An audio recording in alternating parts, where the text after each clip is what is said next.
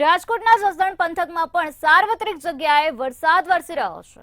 રાજકોટના જસદણ પંથકમાં પણ મેઘમહેર જોવા મળી છે. જસદણમાં 1 ઇંચ જેટલો વરસાદ ખાબક્યો છે. પંથકમાં વાવણી કરેલ પાકને જીવનદાન મળ્યું છે. શહેરના કુવા રોડ પર વરસાદી પાણી ભરાયા હોવાની વિગતો અત્યારે સામે આવે છે. ત્યારે ખારી નદીમાં વરસાદી પાણી સાથે દૂષિત પાણી પણ ભળી ગયા છે. તો દુર્ગંધવાળા સફેદ કલરના ફીણા નદીમાં પથરાયા છે.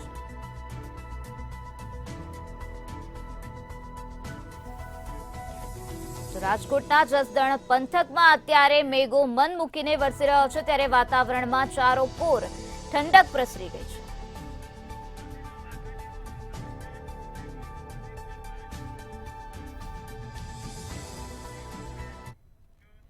તો બીજી તરફ મોરબીના વાંકાનેરમાં પણ વરસાદ વરસ્યો છે. અત્યારે ત્યાં વરસાદી માહોલ જામેલો જોવા મળી રહ્યો છે.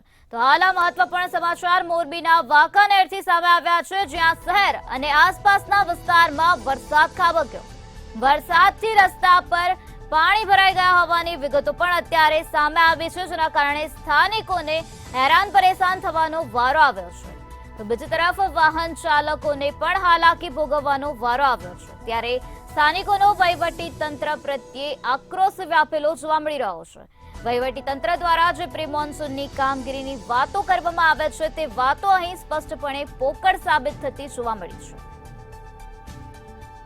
તો મોરબીના વાંકાનેરમાં ધોધમાર વરસાદ ખાબક્યો છે, જેના કારણે કેટલાક નીચાણવાળા વિસ્તારમાં અત્યારે વરસાદી પાણી ભરાઈ જવાની સમસ્યા જોવા મળી રહી છે. શહેર અને આસપાસના વિસ્તારમાં અત્યારે મેઘમહેર જોવા મળી છે, જેના કારણે અત્યારે વાતાવરણમાં ચારોકોર ઠંડક પ્રસરી ગઈ છે. તો બીજી તરફ લોકોને અત્યારે કાળઝાળ ગરમીમાંથી મુક્તિ પ્રાપ્ત થઈ છે.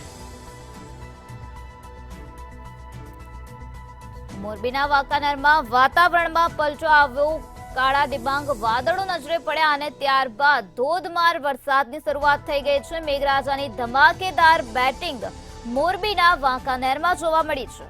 ત્યારે વરસાદના કારણે રોડ રસ્તા પર વરસાદી પાણી ફરી વળ્યા છે. કેટલાક વિસ્તારમાં વરસાદી પાણી ભરાવાની પણ સમસ્યા જોવા મળી છે.